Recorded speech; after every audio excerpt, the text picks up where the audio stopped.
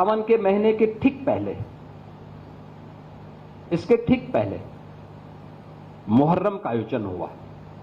हमने एक व्यवस्था बना दी कि भाई देखो, आप ताजिया की हाइट इससे ज्यादा मत करना, इससे ज्यादा करेंगे तो देखिए फिर आप मांग करेंगे कि पेड़ की टहनी काटो, किसी के घर के छज्जे को काटो, कहीं हाई टेंशन के तार को हटाओ।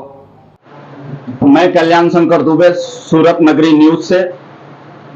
आज हम फिर आपको एक बार उत्तर प्रदेश बलरामपुर लेके चलते हैं।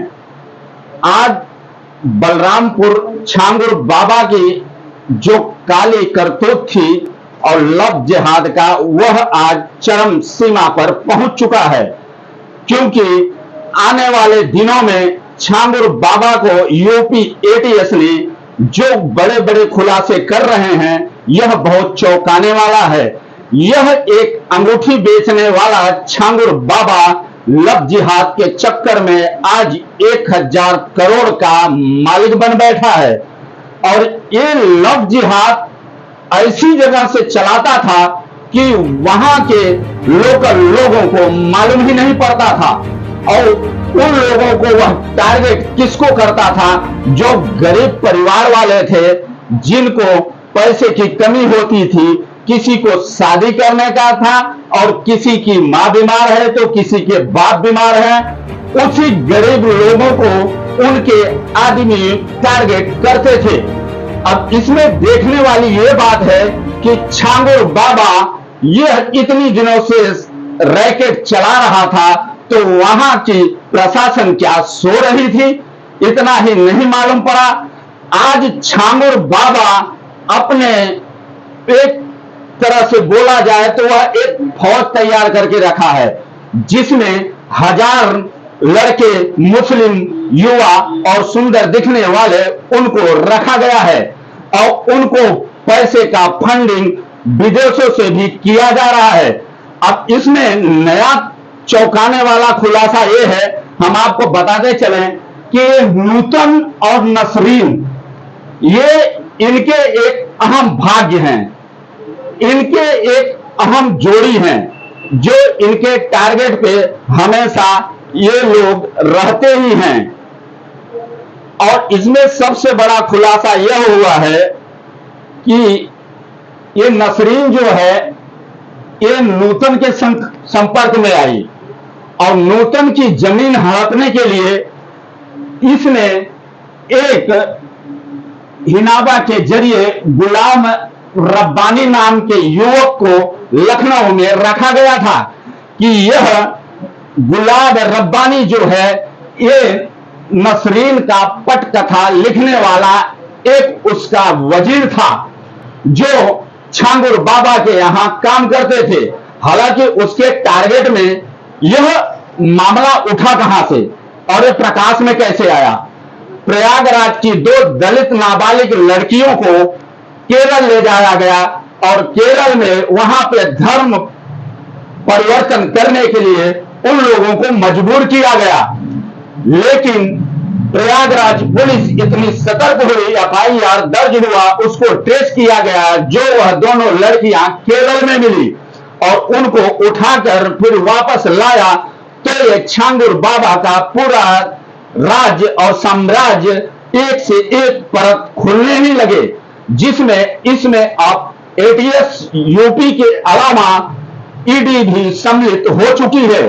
कल से ED, आपको बता दें कि 17 तारीख को ED 5 जगह पे छापेमारी की थी, जिसमें बहुत सारे चौंकाने वाले खुलासे किए गए हैं।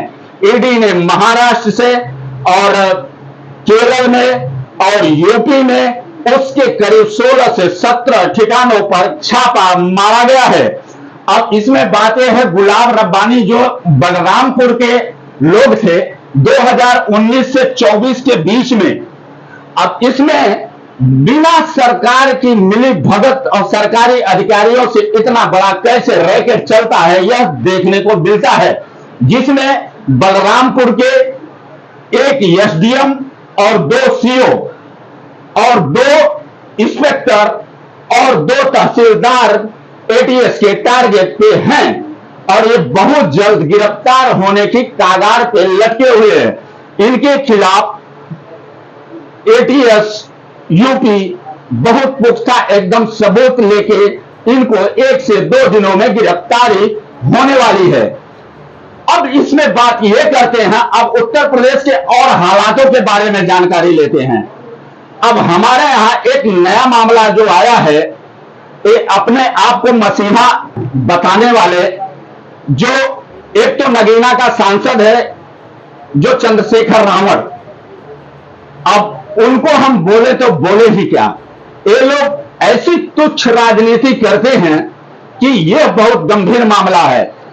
और जो हमारे पूर्व मुख्यमंत्री हैं, उनका तो मैं नाम ही नहीं लेना चाहता हूं, क्योंकि वो कब कहां पे क्या बोल जाएं। क्योंकि ये मामला ये है कि जो हमारे भारत देश में विदेशों से पढ़ के आए हुए व्यक्ति हैं, उन लोगों को कब और कहां पे क्या बोलना चाहिए यही नहीं मालूम पड़ता है। और ये 2 लड़के आप लोग शायद जानते ही होंगे, बहुत होनहार लड़के हैं और ये भारत के होने वाले भविष्य हैं, लेकिन ये भारत को गर्त में डालने वाले ये दोनों लड़के बहुत ही अपरंपार तरीके से हैं। अब इसमें बात कर लेते हैं हम अखिलेश यादव जी का।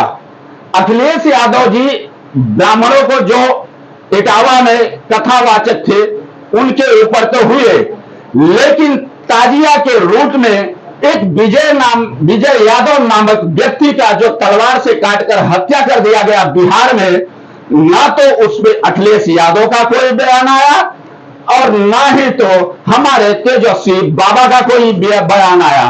क्यों? क्योंकि ये लोग पीडीए का आखिर मतलब क्या होता है? ये लोग, इन लोगों के चलते पीडीए नाम रखे हैं, पिछड़ा, दलित और अल्पसंख्यक, लेकिन ना तो ये पिछड़ा का कर पा रहे हैं रक्षा, और ना दलित का रक्षा कर पा रहे हैं, और ना अल्पसंख्यक का रक्षा कर पा रहे हैं। तो सबसे शॉर्ट फॉर्म ये है, पीडीए का मतलब है परमानेंट धोखेबाज ऑर्गेनाइजेशन। इसको इस तरीके से आप बोल भी सकते हैं और हम समझ भी रहे हैं। जो हमारी एनालिसिस है, हम तो यही बोल सकते हैं कि परमानेंट धोखेबाज ऑर्गेनाइजेशन ये सब भारत को डुबोने में लगी हुई है। अब बात कर लेते हैं हम एक मैनपुरी की। अब मैनपुरी का ये मैटर है कि वहां शीला देवी नामक एक महिला जो एसपी के यहां तहरीर दी हुई है कि मैनपुरी के सपा नेता विजेंद्र यादव ने उसके जमीन हड़पा था और उसको नहीं, और एसडीएम द्वारा उसको दोबारा रिले किया गया था, जिसमें वह महिला अपना काम कर रही थी, लेकिन वहां के सपा नेता विजेंद्र यादव ने उसको, ये उसका कहना है तहरीर में, कि जूते में पेशाब डालकर हमको पिलाया गया। अब ये क्या सच है क्या झूठ है, यह तो तफ्तीश की बात है, और वहां के एसपी इस पे जांच कर रहे हैं और ये वही बताएं। लेकिन जो महिला अपने तहरीर में दिया हुआ है यह 100% सत्य है। अब बात पीडीए की कहां से होती है? न ये लोग पिछले का संपर्क कर पा रहे हैं, न दलित का रक्षा कर पा रहे हैं, और न स्वर्णों का रक्षा कर पा रहे हैं। और अखिलेश यादव क्या इसी के बूते पे 2027 का चुनाव जीतने वाले हैं? अब बात यह कर रहा हूं कि आप लोग पूरी यह विस्तृत जानकारी हमारे digital news channel @ASN News 24/7 पर पूरा यह विवरण देख सकते हैं। हम यह आपको संक्षेप में बता रहे हैं, लेकिन पूरा प्रूफ के साथ में और पूरा वीडियो के साथ में और पूरा तहरीर के साथ में हम आप लोगों से यही निवेदन करेंगे, हमारे चैनल को सब्सक्राइब करें और लाइक करें। और हमारे चैनल को देखने के लिए यूट्यूब चैनल @ASN News 24/7 पे देख के पूरी जानकारी ले सकते हैं। कल्याण शंकर दुबे की रिपोर्ट, बलरामपुर, उत्तर प्रदेश।